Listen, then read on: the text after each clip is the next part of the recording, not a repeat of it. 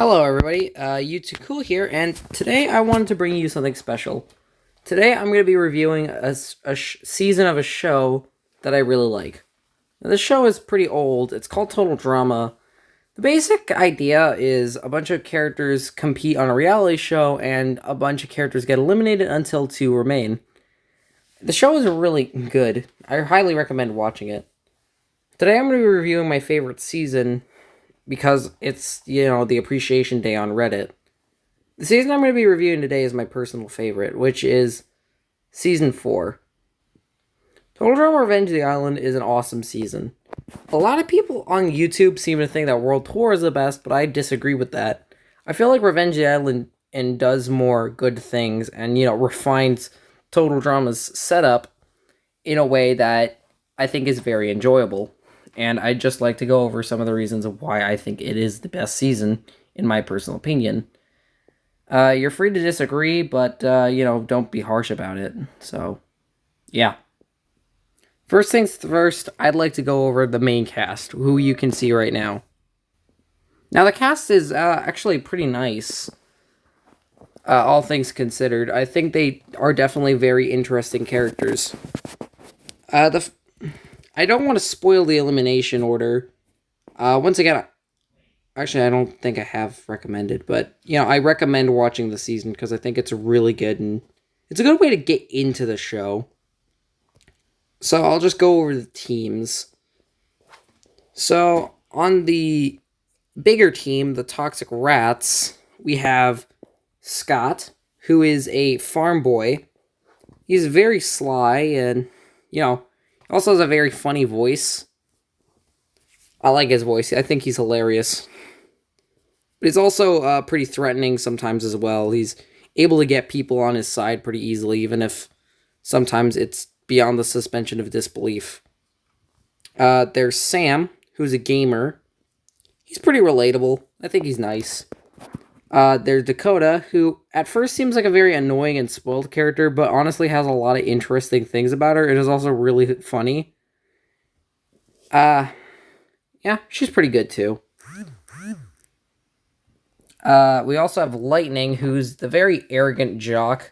He gets very upset when people don't take the game seriously. Yeah, he's also pretty aggressive, but overall seems like a pretty funny person.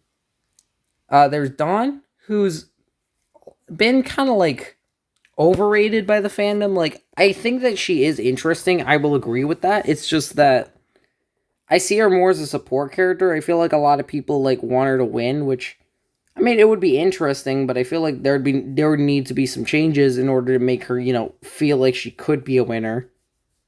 Is what I'm trying to say.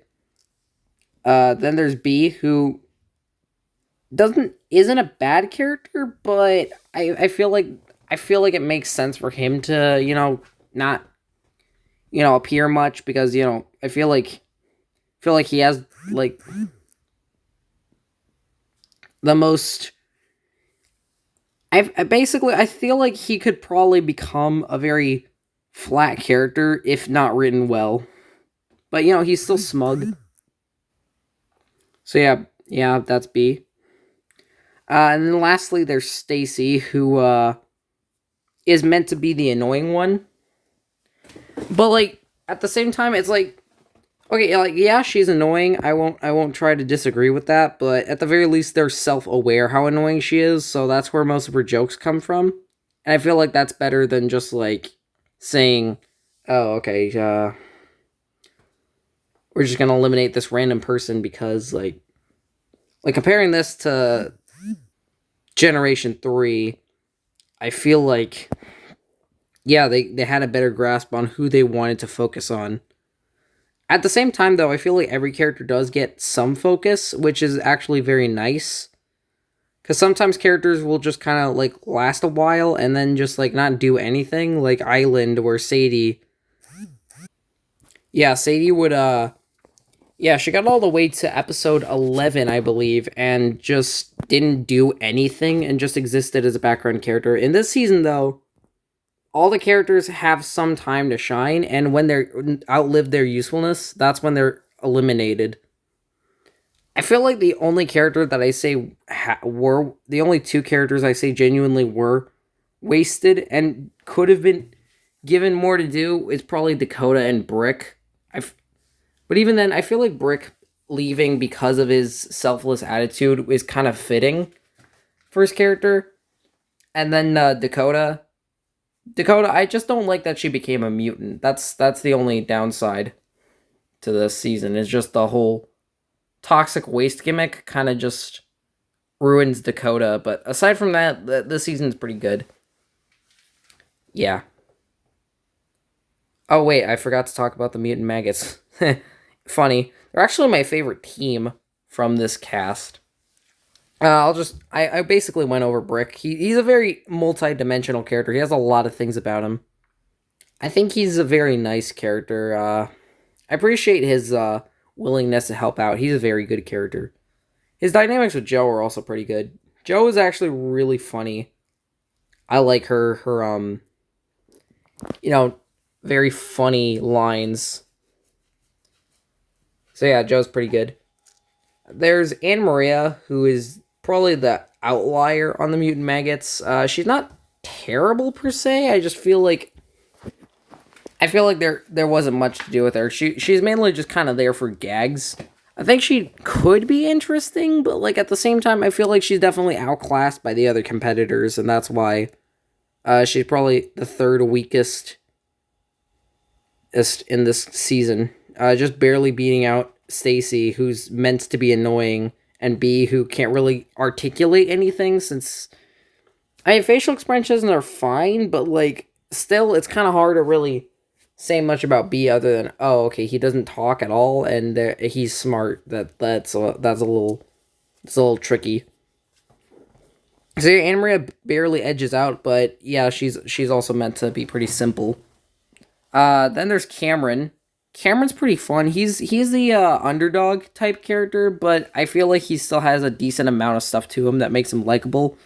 He definitely has some very funny lines, and I think he's interesting. Then we get to my two favorites from this entire cast, being Mike and Zoe.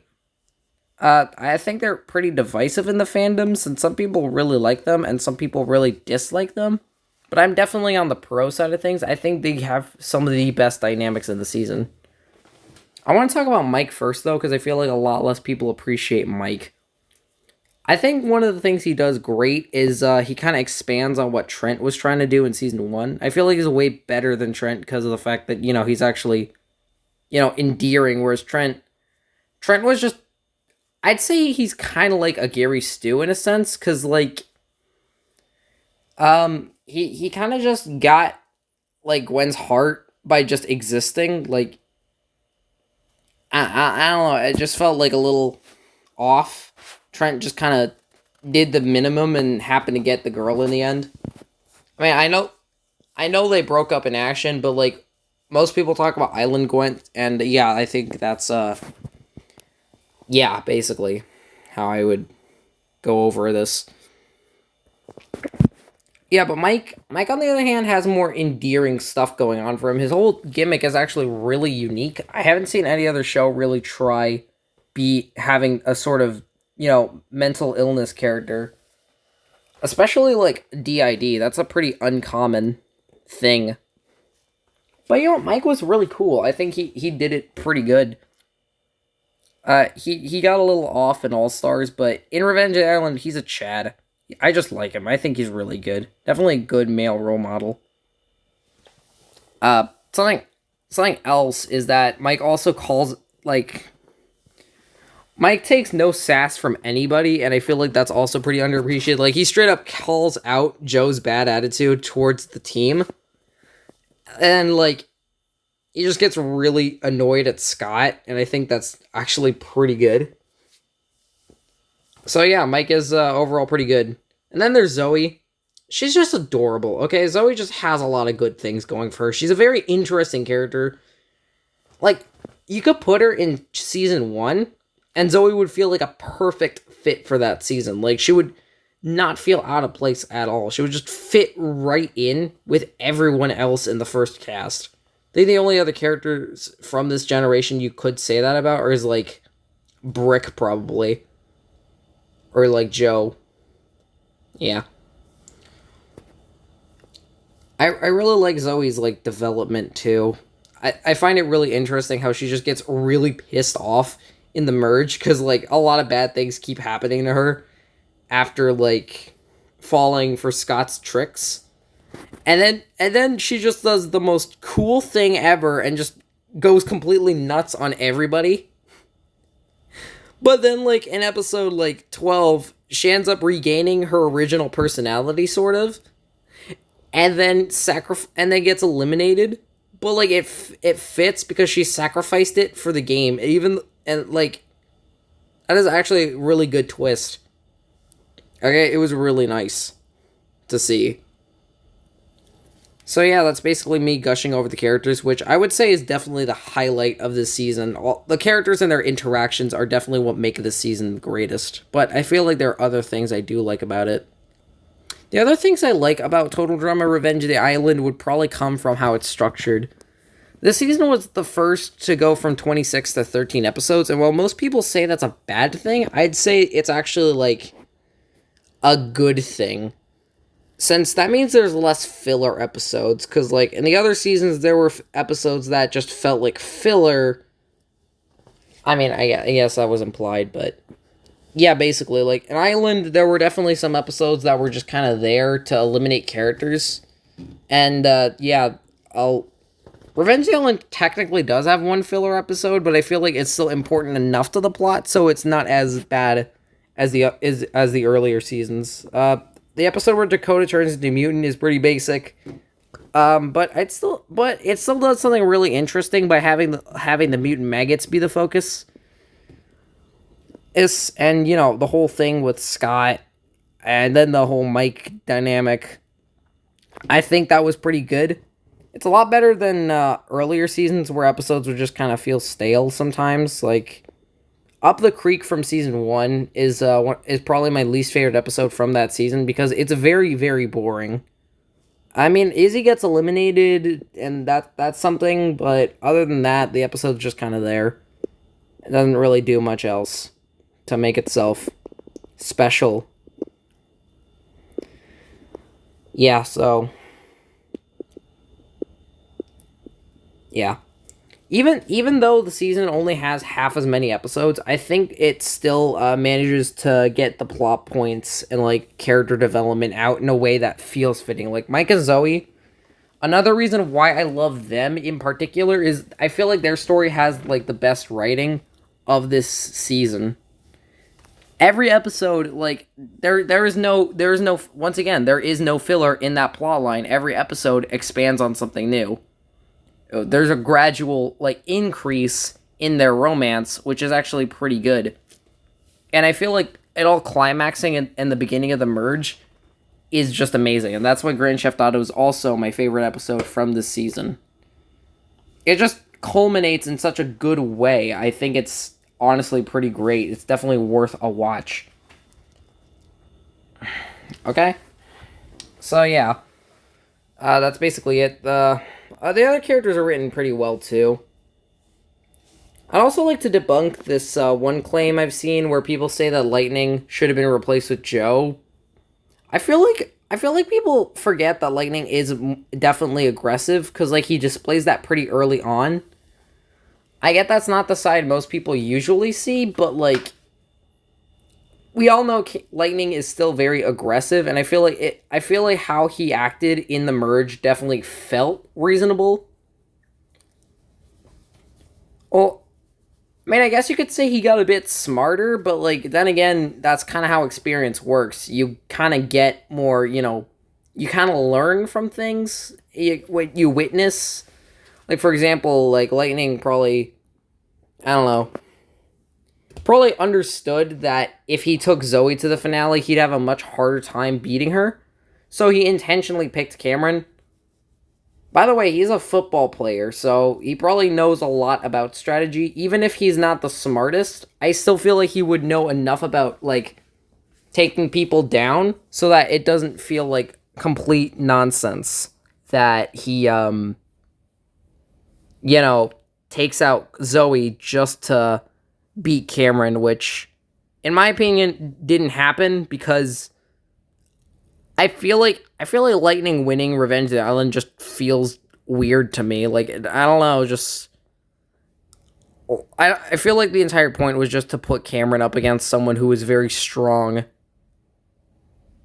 So in that aspect, I guess in hindsight, yeah, I can see why some people wish Joe had won, but because like Lightning, he's not a bad character. It's just as a winner, he's just there. He definitely feels really awkward. It's kind of like Alejandro in season 3, where like if he wins, then basically the entire plot meant nothing.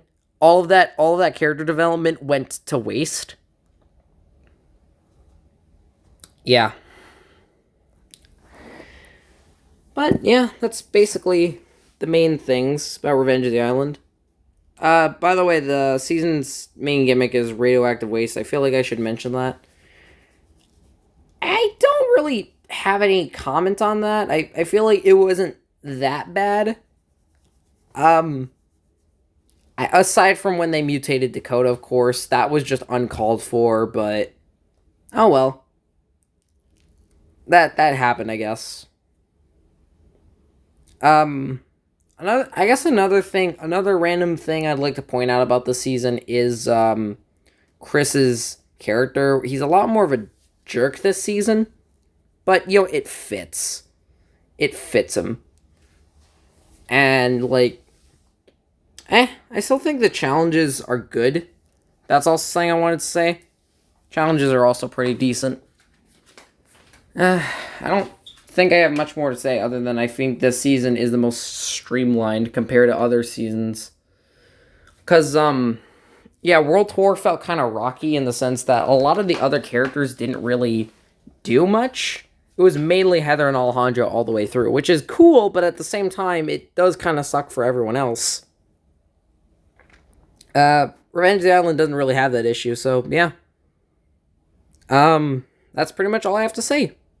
So I hope you enjoyed this video. I hope I got my points across in a way that feels good.